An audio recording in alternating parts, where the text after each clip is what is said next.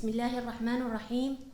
الحفل الكريم، السيدات والسادة الحضور، السلام عليكم ورحمة الله وبركاته. نبدأ حفلنا هذا بالسلام الجمهوري.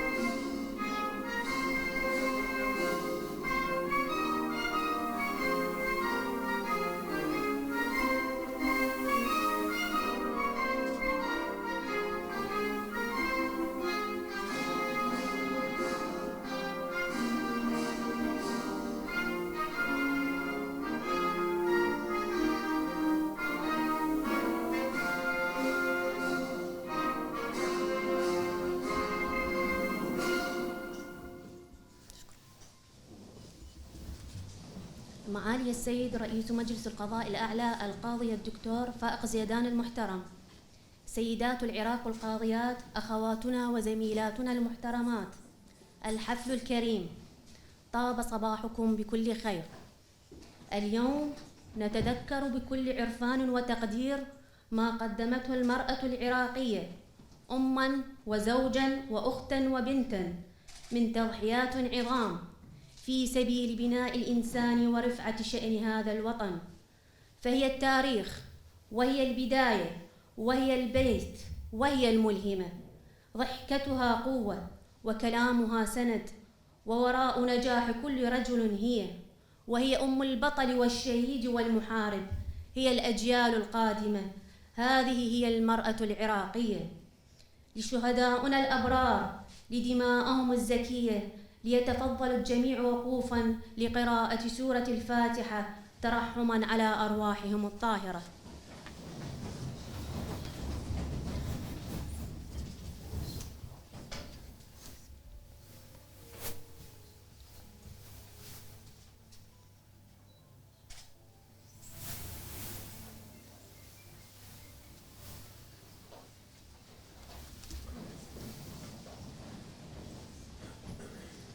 كما كانت ولا زالت المرأة فاعلة وأصيلة في بناء المستقبل، وحارساً لمنظومة القيم في منزلها وعملها، فإنها لم تدع مجالاً إلا وتركت بصمتها الرائعة، وكانت دائماً أيقونة النجاح في جميع المجالات، من تربية وتعليم وتصميم وفن وقيادة، حتى وصلت إلى إعلاء كلمة الحق في سلك القضاء. بهذه المناسبة يتفضل معالي السيد رئيس مجلس القضاء الأعلى القاضي الدكتور فائق زيدان لإلقاء كلمته مشكوراً.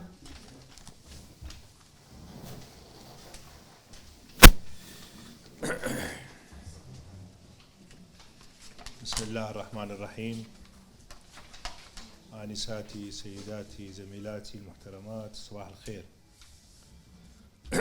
في 8 آذار من كل سنة يحتفل العالم باليوم العالمي للمرأة، لدعمها وتذكيرها أنها مثل الرجل تماما، حرة ومستقلة. المرأة هي كلمة تجمع معاني الحب والحنان والقوة والتضحية والمسؤولية والشجاعة، والمرأة ركن أساسي من أركان المجتمع، فهي الأم والأخت والزوجة والابنة، وهي حامل الأسرة ومدرسة التصميم والإصرار.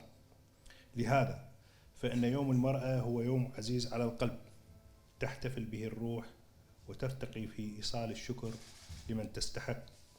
فالمرأة هي السند الأول والخطوة الأولى في الطريق الصحيح.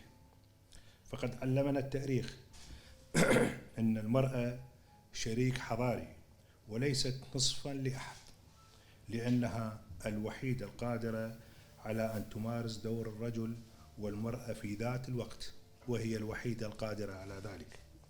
وفي مثل هذا اليوم من كل عام يحتفل القلب قبل التقويم وترقص الكلمات قبل المشاعر، لأن المرأة تستحق الكثير من الامتنان، فهي سيدة المجتمع الأولى التي لا تتوانى عن منح سنوات عمرها لأطفالها، وهي وحدها من تنسى الحياة في سبيل أن تمنح الحياة لمن تحب. وتبقى المرأة محافظة على الخير مهما استشرى الشر في العالم. جميعنا مدينون للمرأة وجميعنا أبنائها، لذا تستحق هذا الاحتفاء وتستحق عبارات الشكر والتقدير، لأنها طالما حملت رسالة المحبة والتآخي بين الناس. زميلاتي القاضيات، نحن في مجلس القضاء الأعلى سياستنا قائمة على أساس إعطاء المرأة حقها كاملا في مختلف المواقع والمناصب القضائية والإدارية، وأصبحت المرأة اليوم أحد الأعمدة الأساسية التي يستند عليها القضاء، وهو بصدد إداء دوره الوطني في إرساء حكم القانون. واليوم يتزامن احتفالنا هذا بيوم المرأة العالمي مع اكتمال انتخابات رابطة القاضيات العراقية بدورتها الثانية، وانتخاب مجلس إدارة ورئيسة جديدة للرابطة. فكل التهاني والتبريكات لزميلاتنا وهن بصدد إكمال مسيرة من سبقهن في مجلس إدارة الرابطة بدورتها الأولى. وكل عام وأنتن بخير يا سيدات المستقبل، ويا شعلة المجد، ويا ضوءا نسير بخطاها إلى غد أسمى. والسلام عليكم ورحمة الله.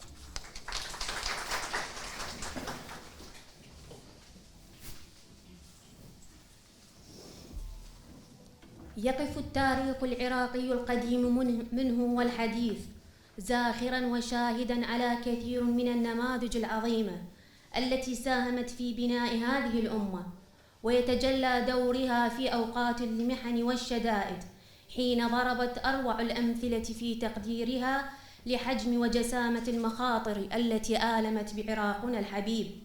رئيسة رابطة القاضيات العراقيات السيدة القاضي تغريد عبد المجيد تتفضل لإلقاء كلمتها.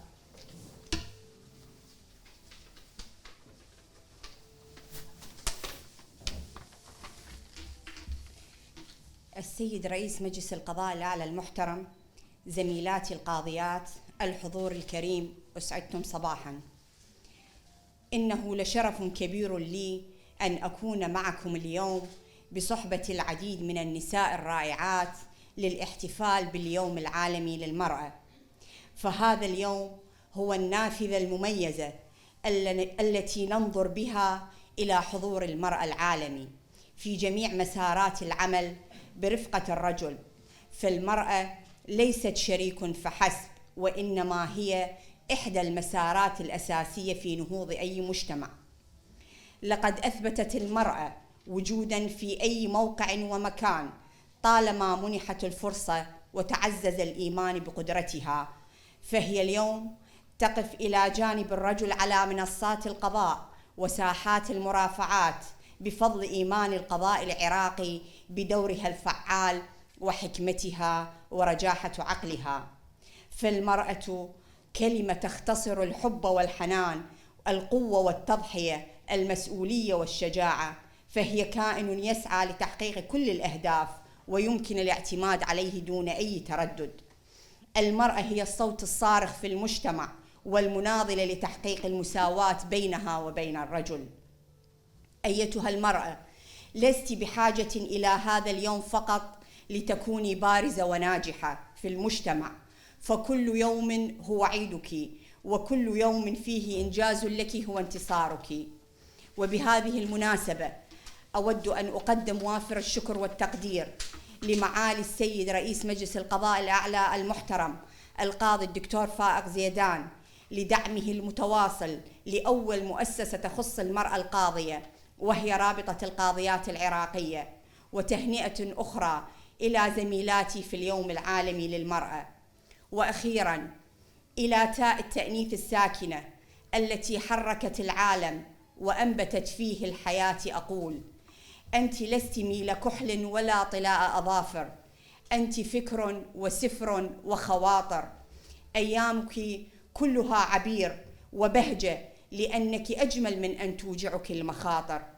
أهنئ الأيام بك أيتها الأنثى، فأنت نكهتها وأنت قهوة صبحها وسكرها، ولك الحب كل يوم فلا يكفيك يوم واحد. وشكرا.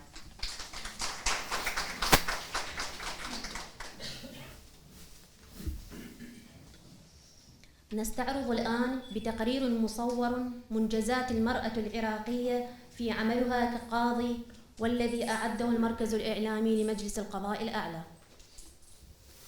بتلك اللحظة التي تزين كعك الميلاد يضع القضاء العراقي المرأة على كرسيه عنوانا للتحدي والأمل، واستطاع مجلس القضاء الأعلى خلال أقل من عقدين أن يرفع من عدد القضية إلى 117 بعد أن كان العدد قبل 2003 7 قاضيات فقط، إذ فتح أبوابه مشرعة للمرأة إيمانا بقدراتها ودورها في المجتمع.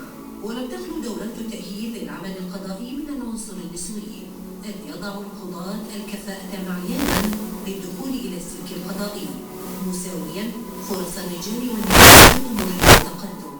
ولعل هذه الزيادة في الأعداد تأتي نتيجة لما قدمته المرأة القاضية كثيرة النمطية والتحديات التي تواجهها في المجتمعات الشرقية، إذ وجدت المرأة في القضاء بابا كبيرا يحتاج إلى خبرات النساء وخصوصياتها في كثير من الدعاوى، وعملت في مختلف المحاكم والاختصاصات، وأضافت للعمل القضائي كمالا ومنهجا. وفي شباط من عام 2019 وبإذن مباشر من رئيس مجلس القضاء الأعلى القاضي الدكتور فارق زيدان، تم تأسيس رابطة القاضية العراقية لتكون أول منظمة نسوية قضائية تعنى بدور المرأة العراقية في العمل القضائي على المستويين المحلي والدولي، وتطوير قدراتها وتمكينها من الوصول إلى المراكز القيادية علميا وعمليا، وزيادة خبراتها بما يتلائم مع دور المرأة التاريخي والحضاري، وينسجم مع ما وصلت إليه في حاضر ديمقراطي يؤمن بإمكانية المرأة ويسعى لمساواتها بالرجل. ونجحت الرابطة بالانضمام إلى الرابطة الدولية في آب من عام 2020 لتلحق بركب العديد من المنظمات والجمعيات العربية والدولية في هذا المجال، وتؤمن الاتصال المباشر مع المجتمع القضائي الدولي. فكل عام والقضية العراقية والنساء العراقيات جميعهن بكل خير ومحبة.